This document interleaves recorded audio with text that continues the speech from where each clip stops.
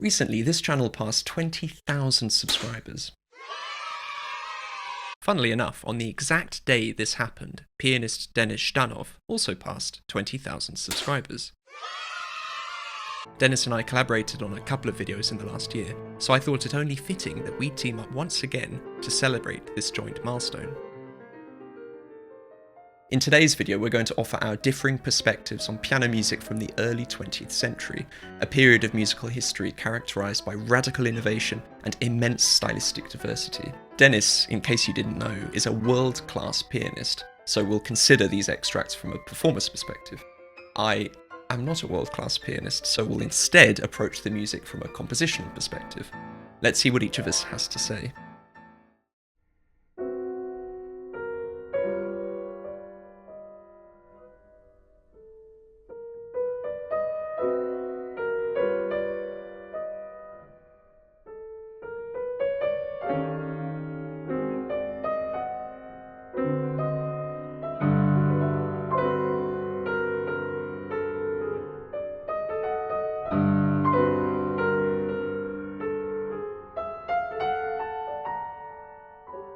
Alexander Scriabin, who lived only 43 years, underwent an incredible stylistic transformation. Indeed, there are many different Scriabinses within the composer itself. There is an early Scriabin, whose style might actually be confused with Chopin's by many. But there is also the late Scriabin, whose music is so peculiar and revolutionary that my wife, who's actually a Scriabin expert, and I joke that those who play late Scriabin, those are like Scriabinoids, a very small, cultish group of very nerdy individuals. However, this piece is situated right in the middle between his early and late works, making it still accessible to broader audiences, but still carrying conceptual potential, and people even study how it relates to Sigmund Freud's concept of desire in the light of psychoanalysis. This is crazy. This man has inspired so many musicians, so many artists, and so many researchers, actually. So when it comes to pieces like these, memorizing them takes only minutes probably, but there is an ample room for different interpretations and the potential for a truly exquisite listening experience. So you can easily spend hours experimenting with options. For example, should I start timidly, like the initial flicker of thought before you truly feel desire? Or should I rush into that pose, revealing a conflict between desire and hesitation to reveal it?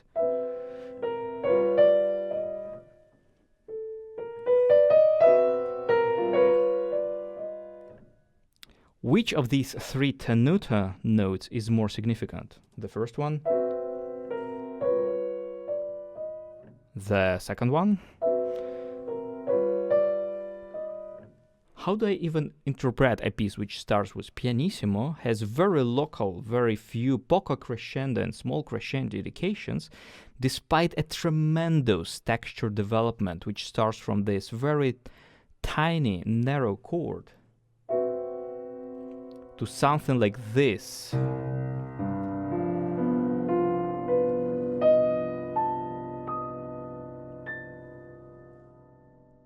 It turns out that every attempt to play it is actually just a draft of something this piece can become the next time you play it. As Denis said, Desir is situated between Scriabin's early and late periods, belonging neither to the romantic tradition in which the composer was raised, nor to the rapturous non-tonal world inhabited by Prometheus and the final four sonatas. Stylistically, it's somewhere in between, and this comes across right from the beginning. On the one hand, every single chord comes embellished with some heady combination of 7th, 9th, 11th and 13th extensions, something which can also be said of the late music. But on the other hand, these complex, jazzy sonorities are organised according to an age-old progression, the circle of fifths, and this is not something you typically find in the later works. The result, as you've heard, is this intoxicatingly lush music, which nonetheless feels goal-orientated. And what might this goal be, the object of desire? C major. Well, sort of. In this final keyboard encapsulating gesture, the line separating tonic and dominant is all but erased, as the two dichotomous chords are seamlessly synthesized.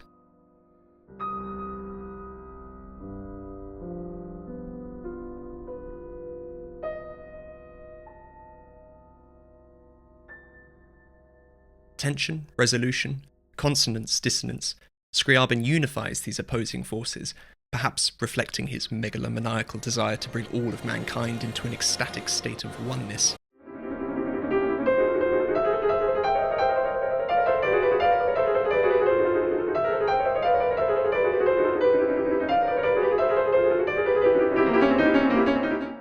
This next extract comes from O Polichinelo.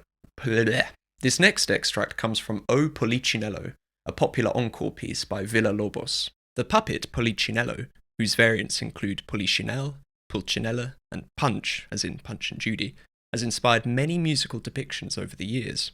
Listening to Villa-Lobos' take and that playfully transgressive white key, black key bitonality, I can't help but think of Stravinsky's version in particular, the ballet Petrushka, whose defining harmonic motif also involves the distinctive juxtaposition of white and black keys, supposedly a representation of the marionette's mocking antics. During the extract, this chromatic cacophony acts as the backdrop to a sort of unhinged nursery rhyme, a deliberately banal tune made all the more comical, and unsettling perhaps, by its unbalanced phrase lengths. 4 answered by 3, 4 answered by 3. Tripping up the listener's expectations, just like how Polichinelo trips up on his own strings. As a final, broader thought, C major seems to have this deliciously sarcastic side to it.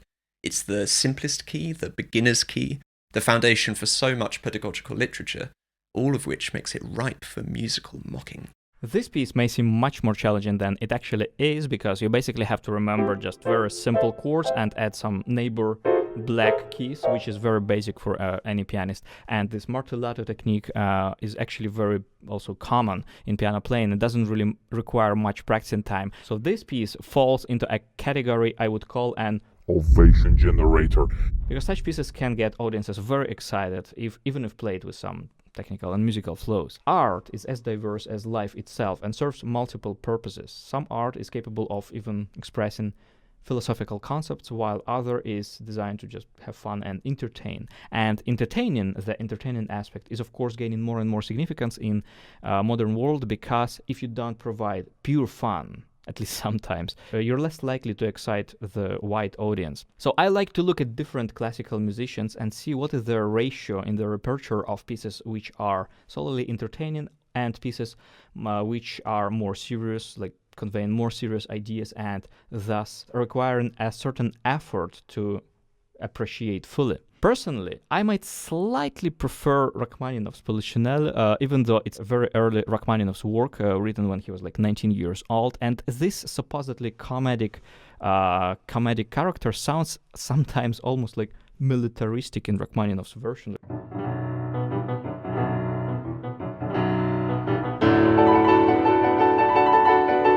I can't help but I really see like cavalry charge instead of a jester. However, Rachmaninoff's version has a wonderful middle section.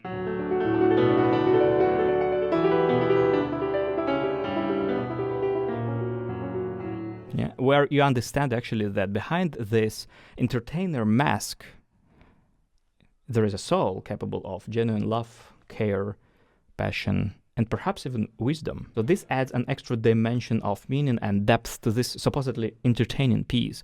But of course, it doesn't mean that Villa-Lobos' piece is less valuable. It's just my subjective taste, I admit it. I can be a nerd sometimes.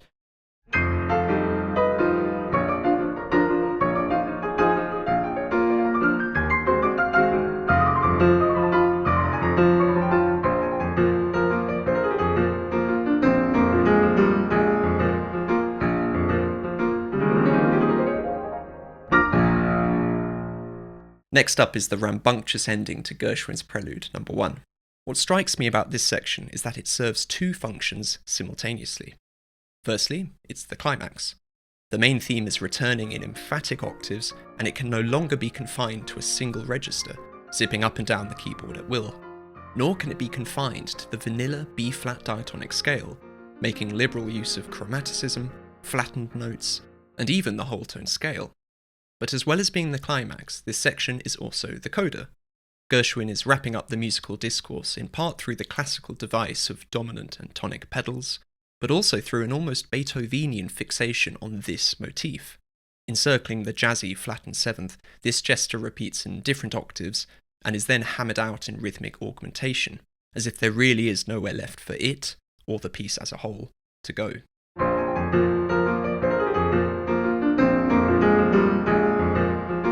The music does indeed swiftly draw to a close, but not without one last virtuosic display. A lightning-quick two-handed scale, and a death-defying left-hand leap, which I personally think is worth seeing again in slow motion. Listening to this piece, and I'm reminded that uproarious fun and immaculate compositional craft are certainly not mutually exclusive. Jazz and classical music are two very different worlds, and unfortunately they rarely intertwine, and Gershwin's music is often described as classical jazz or jazz-influenced classical music. And he is usually seen as a man who built a bridge between two mostly isolated islands. In classical music, we usually treat musical time as flexible, and distorting this aspect in an original and convincing way is one of the most praised qualities of a classical performer. This can be risky when classical musicians attempt to play in jazzy pieces like this one. Even by listening to leading artists from the industry, you might actually notice that many have struggled to maintain a steady beat in a piece like this one. In my opinion, what truly makes this piece work stylistically is a steady beat and attention to syncopated notes. So that's why I really spent some time working with syncopated notes here by coordinating motion in such a way that non-accented octaves would be played lighter on a rather pulling motion, and the syncopated accented octaves would be played on a motion in the keyboard, or on a sharper, like more aggressive motion. So then you get a very clear syncopated rhythm.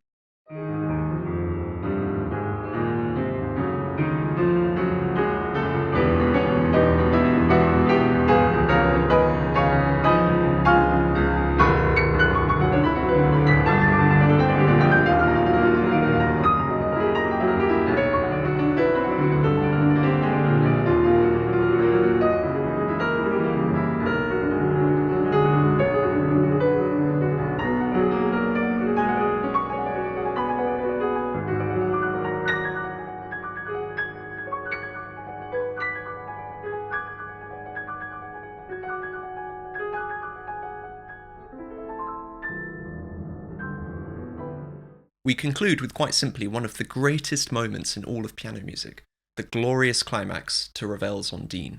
The soft siren song that opened the movement is a distant memory by this point, as the music unleashes a tidal wave of arpeggios, and we witness the full extent of Ondine's anguish. Denied her true love, or prey, if you're partial to the more sinister interpretation. Even disregarding the poetic narrative, there is a palpable sense of rejection in this climax. The 4-bar build-up, which consists of a colossal ascent, increasingly dense chords, and the expectation of a tonal resolution, is answered by its exact musical opposite. A dramatic descent, arpeggios, as if those towering chords have been liquefied, and tonal ambiguity, achieved through complex fluctuating harmonies and the centerless whole-tone scale. It's fitting, don't you think, that in the moment when Ondine is condemned to live her immortal life alone, Ravel employs a scale without beginning or end. If the Gershwin and Villa-Lobos fragments probably took me just a few minutes to master this one page of Ravel, probably required around 2 hours of total practice for me to feel truly secure and comfortable with it. Mastering the entire cycle, as you can imagine, is quite a project, I have to say, but it's absolutely worth it because the piece has so much depth and power. It's worth becoming a professional pianist just to play this cycle, in my opinion. For me personally, this part is a mind-blowing representation of the idea of what it essentially means to be human, because it has such a densely painful mixture of love, hope, pain. For me, it's a manifestation of the ever-evolving and never-giving up human spirit despite inevitable burden of entropy and realization of one's mortality. I know this sounds very pretentious, and most probably it is, but this is the only explanation I have when trying to translate the goosebumps I feel when playing or listening to this spot. However, of course, this revelation and intense experience work only when the spot is placed where it is placed in the piece. So you have to kind of deserve this climax by making this journey from the beginning of the piece. This cycle is akin to the Lord of the Rings books in music, a complex world to which one can return at different stages of life, discovering something new each time, depending on your hopefully progressing level of maturity. The piece not only challenges every pianist's skill, but also demands certain conditions. In general, pianos have become heavier with time. For example, every piano I've tried in my life built before 1930s is significantly lighter than most modern instruments. I'm not sure I could even record this piece in my home studio here because my piano has a very tough action, and some effects that Ravel writes here, like for example glissando on black keys, and it just doesn't work. I'm getting stuck here. That doesn't matter how I try, I either get stuck or the keys just don't respond. The opening section of this piece is quite challenging for most pianists because it requires excellent tension management and a highly developed skill in motion coordination when your arm works as one unit.